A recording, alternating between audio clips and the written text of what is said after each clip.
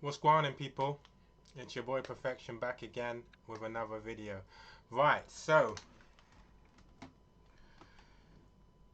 I did a video um, called Black British Men.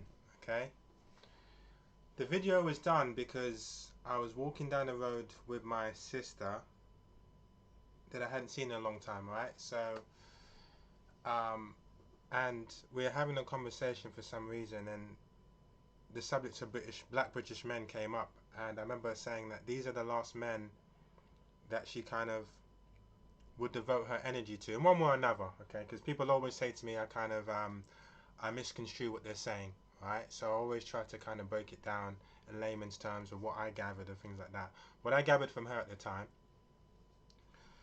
um, is basically the reason why she doesn't go for Black British men is A, because they don't go for her, and B, so what was it, maybe they weren't attracted to her or something like that. She just found it easier to go outside of a race, and that a lot of them were players. I think all of the negative stereotypes, really, when you think of black men, the negative stereotypes, it was associated with Black British men. So I had to do a video about it. Let me see if I can find the video.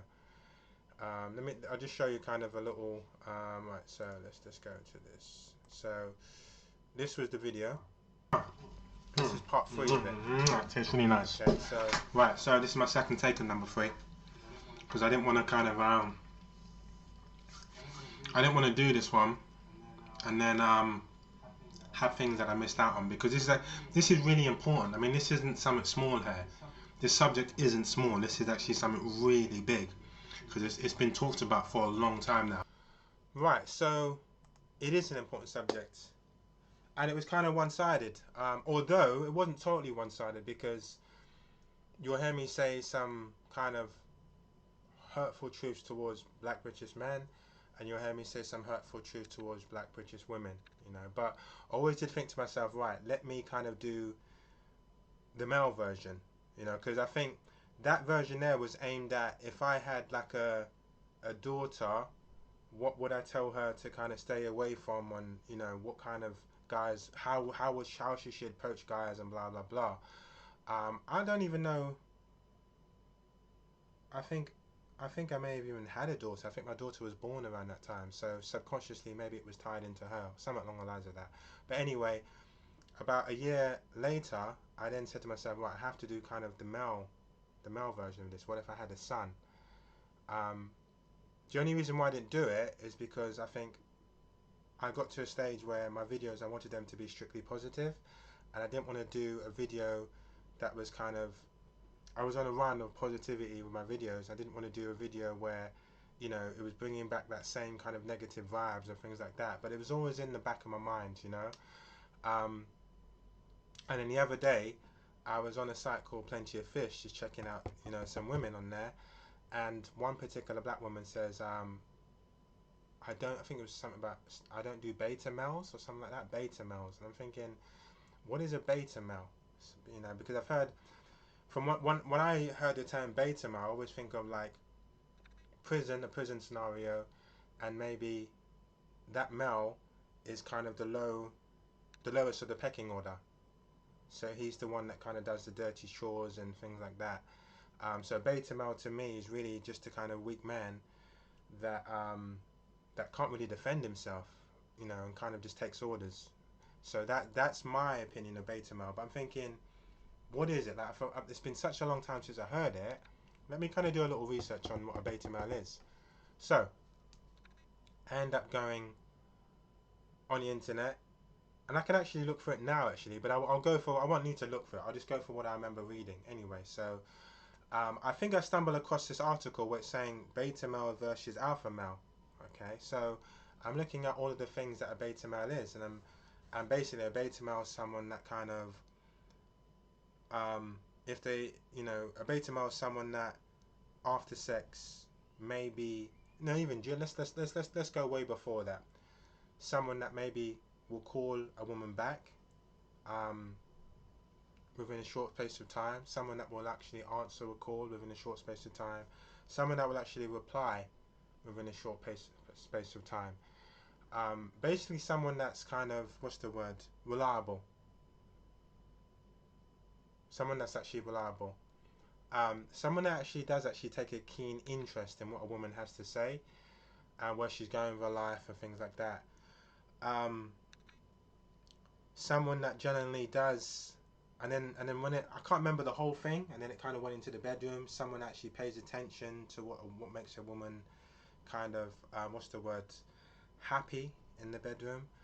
And then after that, it was someone that actually would actually stick around. Someone might stick around for cuddles and things like that. Things like that. What else was it? So I'm listening to it and I'm thinking, from the prison bitch kind of scenario that I'm thinking, the beta male is pretty much sounds like your, from what I would assume, was your ordinary guy. So at what stage did someone like this become a beta male? Because that's generally how I would say a lot of males, let's not get into the subject of black yet, but males are raised by their family to be that way towards women. So at what stage did it become a beta male? What it sounded like to me really was, if I had given up, let's say I gave up, I no longer had respect, or I no longer cared, then what they described as an alpha male is what I would describe as someone that generally had little or no interest. Almost really like the F-boy term. So it was confusing, because an F-boy, as we know, is someone that doesn't really stick around after sex, doesn't want to stick around after sex, right? Is just strictly out there to use as many women as he can, right? Has no interest of settling down with any of them, right?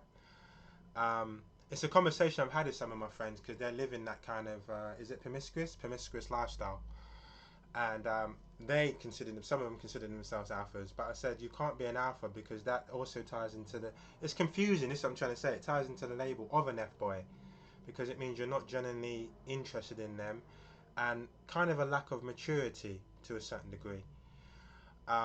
So it was weird. It's like, going back to that site, maybe this woman wasn't too clued up on what a beta male is when she's throwing that term around. You know, maybe in her eyes, a beta male may be someone that kind of is immature. I can understand the whole financial situation. Probably wants someone to hold down a job, which makes sense. But I would say her definition was totally different from what a beta male is, to a certain degree, because I guarantee she was probably calling beta males that didn't actually show her attention, that weren't on time, that wasn't reliable, that didn't really have, that showed little interest. So what she referred to as a beta, it was actually an alpha. Do you understand? Anyway, it gets complex. But before we get into the subject of black British women, let's take a little clip and let's watch this, guys. I'm not going to go through the whole thing. We're just going to kind of look at a clip that we got here, all right? Okay, so let's switch from me to this here. This is DMX having DMX and his son haven't seen each other in a year and a half. God rest his soul. Oh, he's here. Hey. So apparently it started off with he hasn't spoken to his son for a year and a half. He's reunited with his son. That's making me cry, man.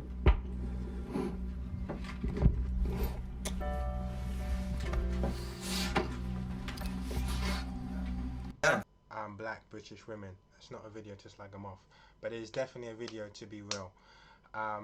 Like I said already, the same way the black British men video was aimed at, say, if I had a daughter, this one's aimed at if I had a son. It's as simple as that, you know. And what I'd want my son to stay away from in regards to black British women and things like that. The first thing I want to say is this, before we get into this video, is that I myself, as a personal trainer, have been fortunate enough to have come across, because a lot of my clients happen to be female, and a lot of them happen to be black. It's as simple as that.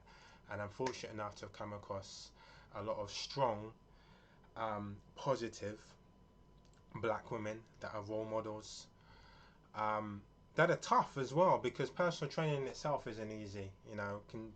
Introducing a new routine into your life, a new kind of lifestyle where you have to give up, maybe 50% of things that you did in your past. It's tough. That's like to suddenly, if you were to wake up tomorrow and suddenly have to change 50% of your lifestyle, that's tough. Do you understand? And personal training is something where you kind of do get close to clients.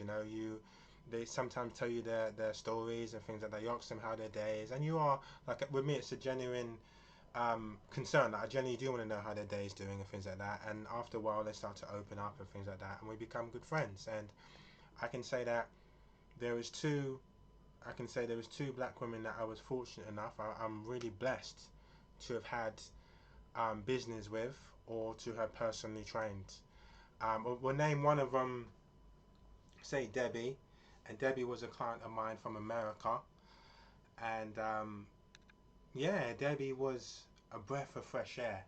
You know, Debbie, from what I knew,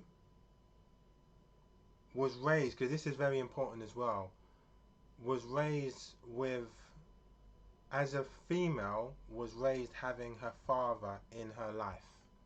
Okay, because this is what's so important about this video. She was raised as a black female having a black father in her life, or closely tied to her life.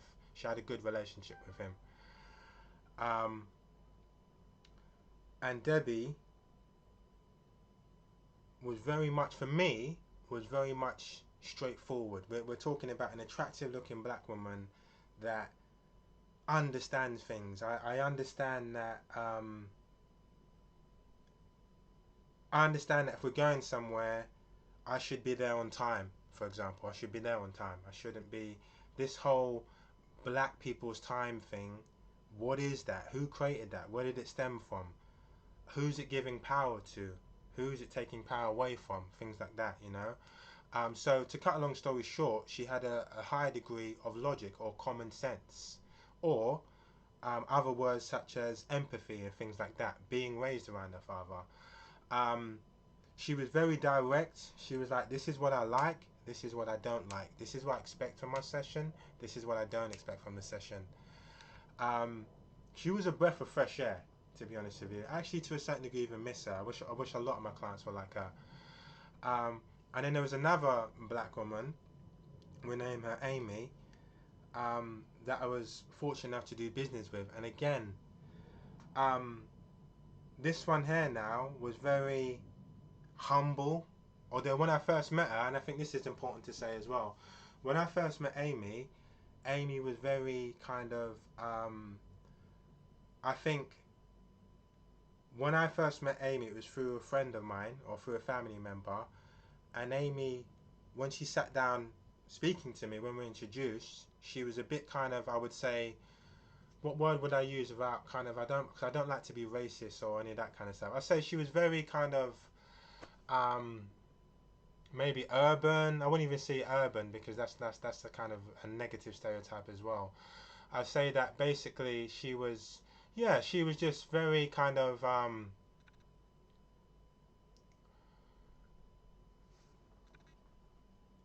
she was living right. She lived around. She lived in kind of like a lower class area, not middle class or upper class, and she'd seen a lot of things. And obviously, if you're in a lower class area, most likely you're going to be urban and things like that. So she was talking urban and things like that, but because of one of her parents not being there, because her dad strictly raised her, she'd experienced a bit of hardship.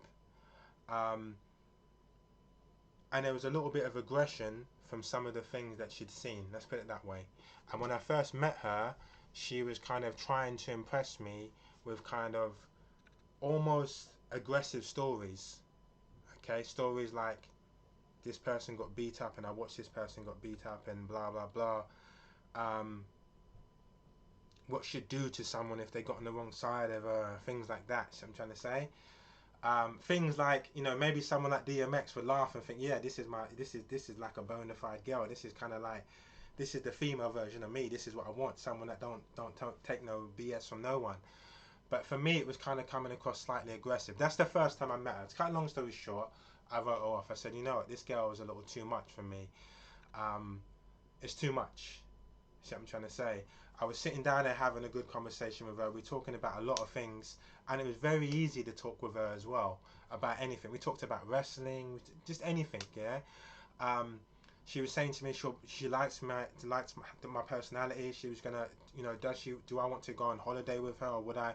It's things like that. But anyway, it was positive, and then it suddenly took a turn somewhere along the lines, and we started talking about negative things and what she'd do to a paedophile if she caught one, and how she, So to cut a long story short, towards the end of me meeting her on that day, I kind of left it and just wrote her off. Um, and then several months later, I basically got into contact with this woman and started working alongside her in the business. Let's put it that way. It's as simple as that. And I can truly say she's probably one of the strongest women, next to my mum and next to a few other people. I'm not going to go into their names, because she's, there's a lot of elder black women that are kind of, they're from a different era and they're representing. They probably always were representing. And they still are representing, right? But she reminded me of the kind of like older generation of black women. Really strong, took care of her family, her 3 kids. Um, she did whatever it took to put food on the table for them. Um, she was bona fide as well. She was the kind of woman where if I was with her and in the middle of the night I needed her to do something, she'd probably do it. She'd probably say, listen, Luke, I'm there, I'm down for this, let's do it. So when DMX says ride or die, do you want to ride or die? She was a ride or die chick. It's as simple as that. She was the closest I've ever seen in my life to a ride or die chick. Bona fide. Probably, I don't want to go into it, but she had my back. She had my back, totally had my back. Bona fide. Do you understand? Because I think when we think of black British women today, there's not many of them that are bona fide. That's what I'll say. It's very hard to find one that I would class as bona fide. But the reason why I'm starting off with these 2 black women is because it's important that I bring them up, because there are strong black women out there, even ones born in this country, British black women born in this country, that are strong out there. Um, even my sister is a very helpful person, things like that.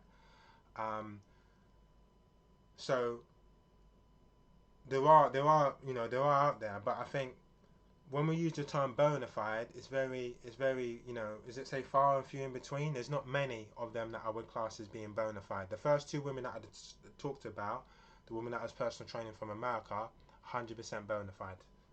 Do you understand? 100% bona fide. Straight down the middle, no bullshit. This is what I like, this is what I don't like. Beautiful looking woman as well.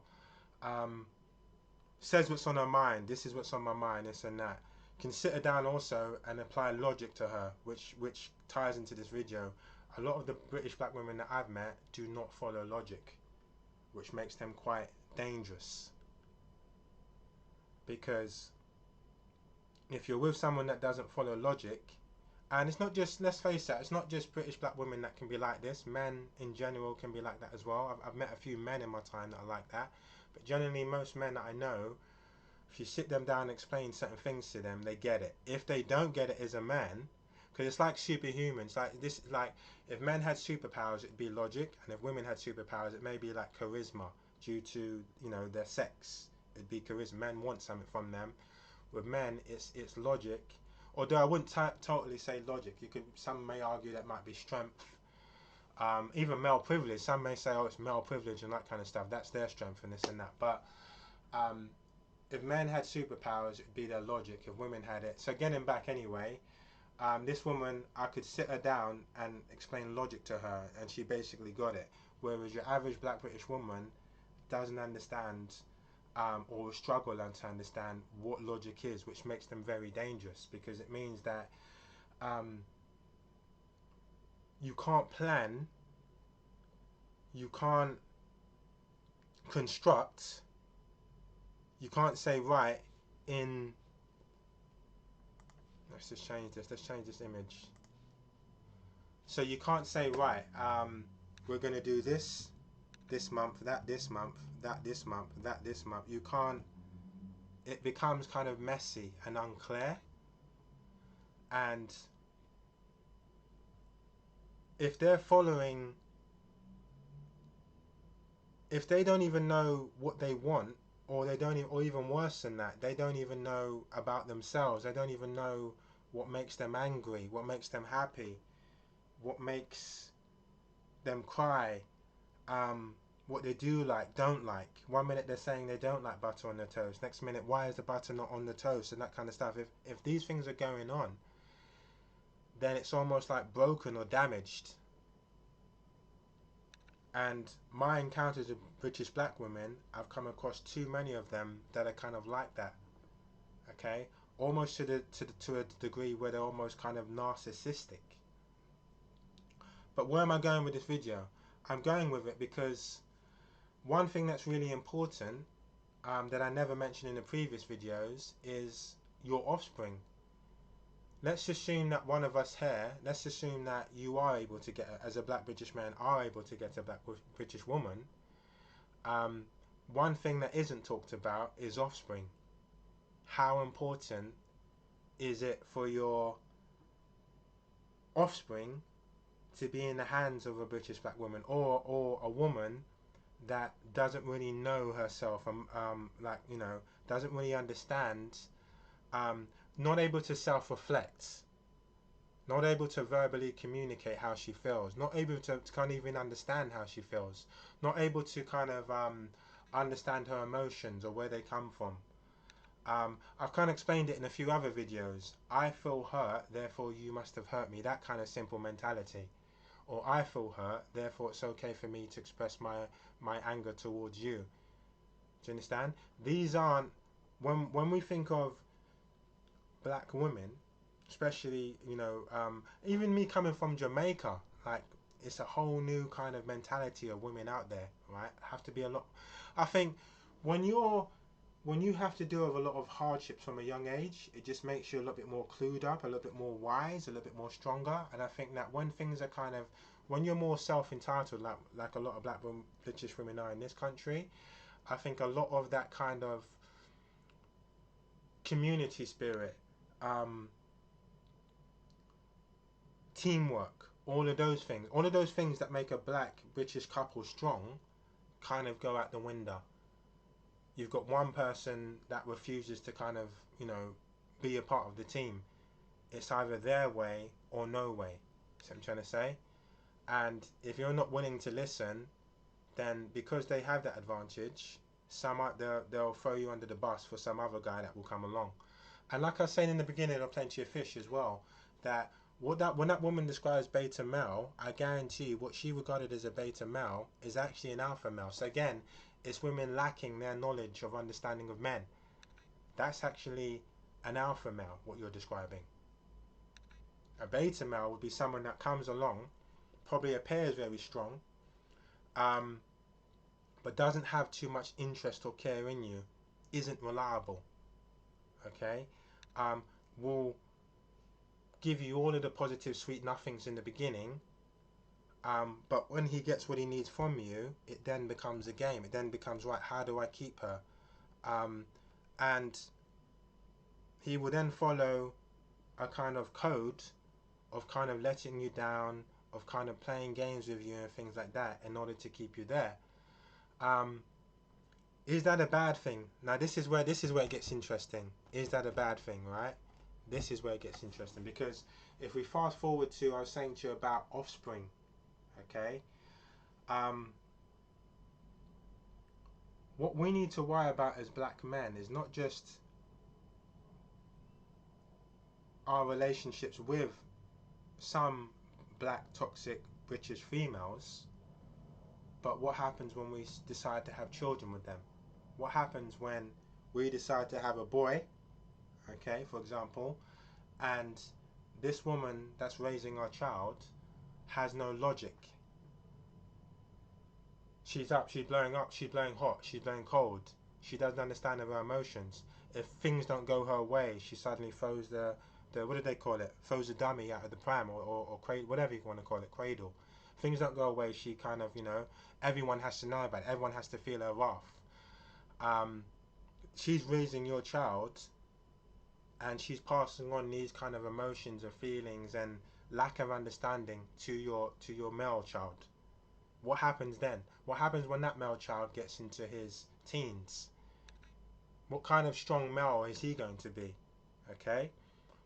Then we move on to our daughters, because this is the main point of this video, really, right? Is that as black men, we're hurt when we see black British women raising our sons. But what about when it's raising our daughters? I have a friend that kind of gave up on his daughter. Said, you know, to hell with this.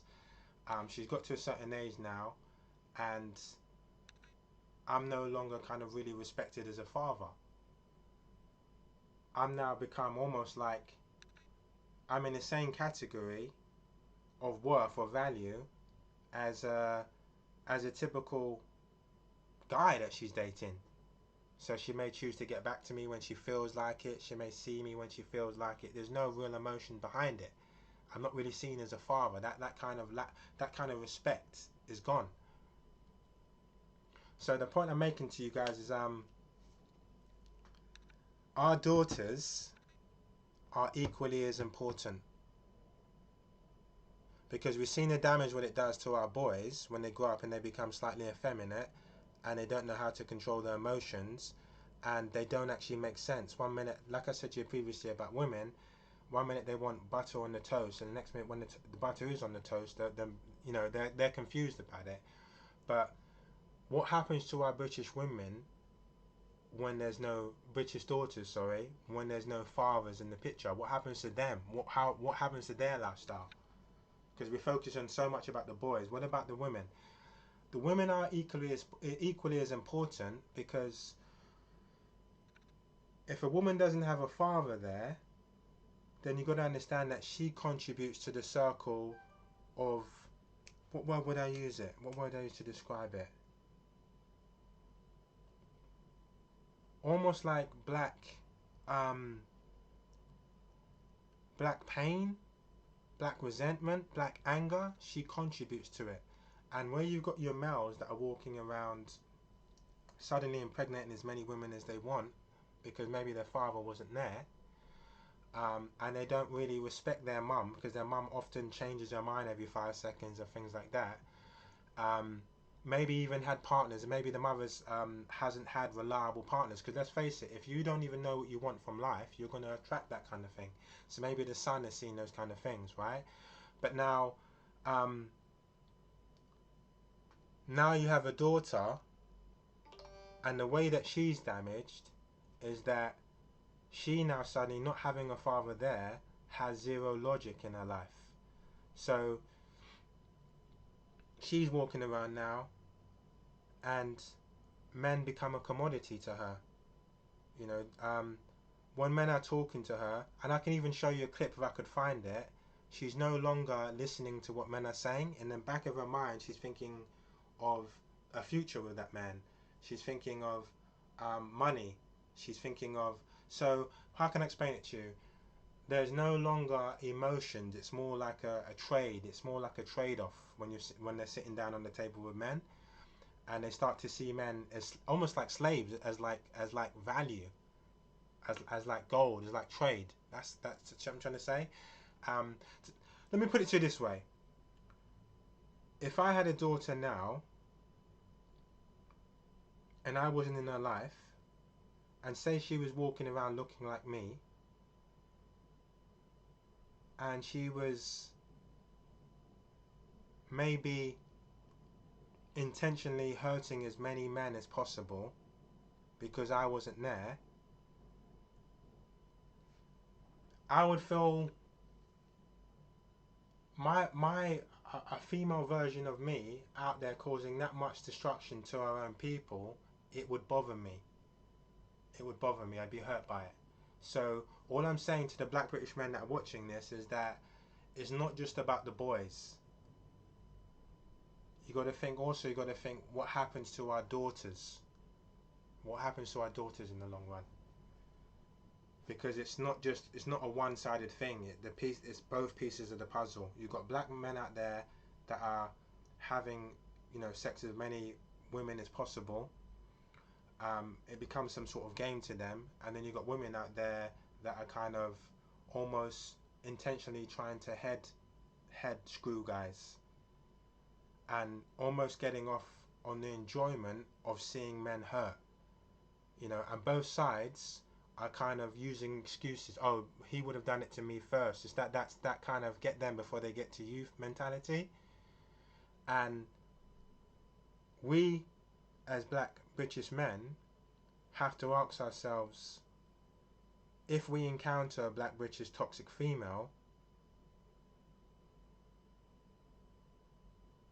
do we want to contribute to that, or do we want to kind of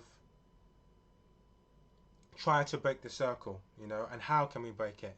Because sometimes it's all sweet and gravy until a year or 2 years down the line, and then for whatever reason you split up. So this is an important video anyway. So all I leave it on is that for the black British men out there, worry about both of your children. Worry about the men, the boys, just as much as you do the girls, okay? For any woman watching this, or if I had a daughter and she came of age and she was watching this, I just say to her, I hope to God that you're not out there seeing men as some sort of commodity, and kind of, I hope to God that there's love in your heart. I hope to God that there's passion in your heart, and I hope to God you understand the significance of having children with men that you don't see a future with.